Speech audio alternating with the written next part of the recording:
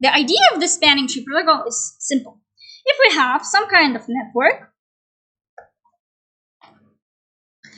like this, for example, so what it does, it basically pretends that some of this network will be blocked.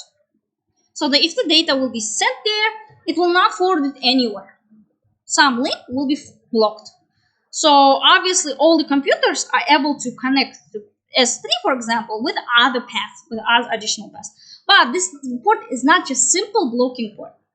It will basically make sure that in case there's some other failure happened, then this port is actually listing some service information, STP service information, and then if there is something change and happen, some port is failed or something like this, it will actually change its status from blocked port to the forwarding state.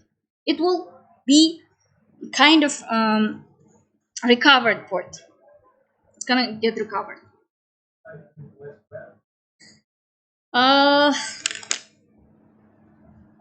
I don't know. Yeah, well, somehow, yes, it has it. Not, yeah, well, somehow it is. But, of course, obviously, here is a reason for that, to avoid loops. OSPF also has tried to avoid loops, but it's not the big problem. This is how STP avoid loops, by basically blocking some of the ports. But this port, here's the only FASM02 port is blocked. This FASM03 port is not blocked. They are in some kind of state called designated state. And they keep sending this block port some kind of message. And this message is called BPDU message. Protocol data unit message. In this protocol data unit message, they include a lot of information. And sometimes they include the information about if there's a topology change, some kind of link is failed. This information is also the kind of topology change notification will be sent. Only after that, this port, block port, will basically try to work again. How does the spanning tree algorithm work? Spanning tree algorithm, by the way, all of the switches, actually, if they are working, they work by default. Spanning tree algorithm works by default. You don't need to do anything. If you want, you can, of course, you can do some. You can make a configuration to change the spanning tree like algorithm, how does it supposed to work, and so on. However, you don't have to do this because spanning tree algorithm works by default, but in all switches of all vendors. And how switches decide which port is gonna be blocked port? In order to decide, they actually do a bunch of processes. But I'm gonna try to tell you a little bit easier way. The first one, it's elect the root bridge. It's kind of election of some kind of king over there in our network. And then it identifies the root ports. Root ports, it's elected in non-king ports. Then we identify some designated ports, and then after that, the only ports that is gonna live with us, they're gonna be an alternate. So I'm going to give you an example. Okay. So let's say we have our switches, 4 switches over there. First of all, we need to elect root bridge. Or, as I said, it's a kind of a king. Okay. Let's say we call this S1, S2, S3, and S4. How they elect this root bridge? They exchange some messages called BPDU messages, as I said before. This stands for Bridge Protocol Data Unit. Bridge is it means switch. It's the same thing as a switch. Okay.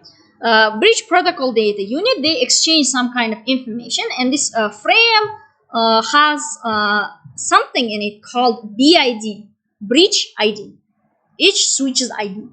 This bridge ID includes of 3 items. First of all, it's called bridge priority, then plus extension ID, point the MAC address of that switch. So this bridge priority is a number from 0 to 65,535. It could be not any number, by the way. but this is kind of a limit. But even 65,535 cannot be a number. Default bridge priority for every switch is 32,786. This is a default value. 32,768. And then the number, as I said, it cannot be any number from here. It can be number that multiplied multiple of 4096. Not any number. The priority number could be any increment from 0 to 496, and then 2 times 496, and so on, till I think 60 something hundred. I think it's 15 times 496, something like this number. You can even check it by basically going to configurations. Let's say this, we do have one switch.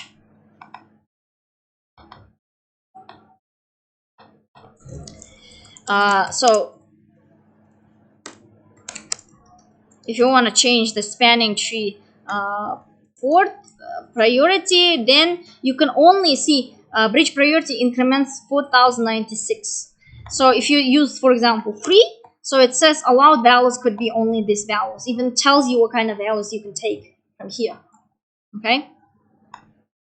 So that's what I mean by the bridge priority. The next thing, we have extension ID. Extension ID is used for some variation of STP. It's called PVST. PVST is per VLANs STP. So it means for every different VLANs, we do have different alternate or blocked port. Usually, if we don't have any VLAN is configured, by default we use VLAN 1. So therefore, on Cisco devices, if you see 32769 is some kind of a bridge priority number. Then we do have a MAC address. MAC address is every switch MAC address. And let's try to write down all of the switches here. Okay, let's try to tell why we need this BID. BID is needed to elect the root bridge. Yeah, this is where we started actually. The lowest BID wins the election. That becomes the root bridge or becomes the king. So, okay, so let's say S1 has a default bridge priority. Extension number, let's say for everyone is the 110. And the MAC address is start with AAB. Here I also have a default value. The MAC address is 1112. S3 has also default value and it has 99F. Also have a default value FEA. Now tell me, using this information, who is become the king? S1, S2, or S3, or S4? S2? Yes, exactly. S2 becomes the king. That's correct answer. Why? Because of the lowest BID. We check first of all the priority number. Because the priority number is the same for every device, that's why the tiebreaker is here is MAC address. MAC address, we know that the one is the smallest number, then F, A, and 9, and so on. So that's why S2 becomes the root bridge. Okay.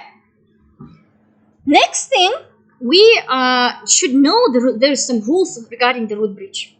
Root bridge is kind of a guy who everyone actually have a connection with the root bridge.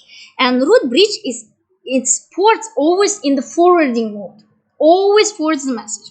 But its ports always sending BPDU messages. This BPDU message that we talked about, to elect this kind of process, they send the BPDU messages. But before this election actually happens, every switch decide that they are actually the root bridge. That's why they also send the BPDU messages. Every root bridge has, as a rule, they have their ports always in designated port. So I'm gonna write here, all ports of root bridge is in designated moment.